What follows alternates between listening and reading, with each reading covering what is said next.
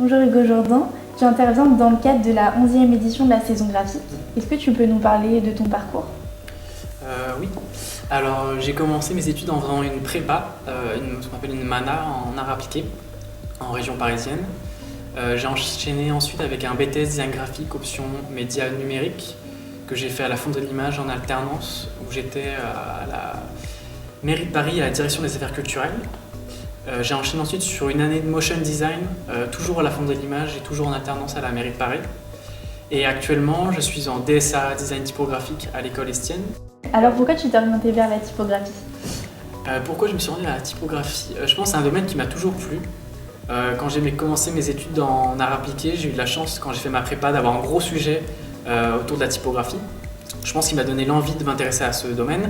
Et plus j'ai avancé dans mes études, plus ça a été un domaine que j'ai voulu approfondir, sur lequel j'avais envie d'avoir plus de maîtrise. Et du coup, ça a été dans la logique de mes études de faire aujourd'hui un DSA spécialisé dans la typo, où vraiment j'apprends à la concevoir, j'apprends les règles typographiques plus précises, et où vraiment j'apprends ce domaine vraiment dans les moindres détails en fait. Très bien.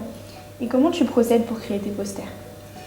Alors je procède de plusieurs manières, ça dépend. Des fois ça m'arrive d'avoir envie de traiter un sujet, donc j'ai une idée en tête, soit j'ai une image, soit j'ai un mot, j'ai un domaine que j'ai envie d'explorer. Du coup je pars de ce mot, de cette image, et j'essaie de me faire une bibliothèque d'images, de mots autour de ça, et je construis mon idée, ma composition autour de ce mot-là, ou de cette image.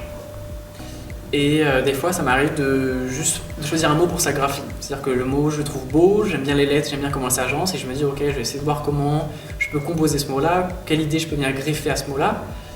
Et après, très rarement, ça m'arrive de prendre vraiment un mot au hasard. C'est un très bon exercice de créativité, c'est-à-dire d'avoir aucune affection avec le mot en particulier, mais de voir comment, justement, sans avoir aucune a priori et aucune idée de base, comment je peux l'exploiter, comment je peux construire à partir de rien, et à partir de rien. D'accord. Et quels sont tes projets pour l'avenir? Alors, projet pour l'avenir, du coup, cette année, je suis en première année de DSAA, du coup, l'année prochaine, je serai en deuxième année. Et ensuite, après ce DSAA, je pense sûrement faire une année de césure. Après, là, j'ai fait 5 ou 6 ans d'années d'études. Je pense que j'ai besoin d'une année pour faire des projets perso et pour me reposer un petit peu, pour prendre un peu de temps pour moi.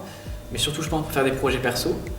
Et ensuite, sûrement intégrer un studio design graphique, sûrement à l'étranger, parce que j'ai fait un stage à l'étranger, c'est quelque chose que je trouve très enrichissant, de pouvoir découvrir comment on bosse autrement et dans une autre langue. Enfin, il y a beaucoup de choses qu'on apprend beaucoup en fait à l'étranger.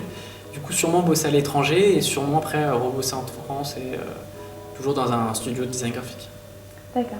Merci d'avoir répondu à nos questions et puis bon courage pour la suite. Merci.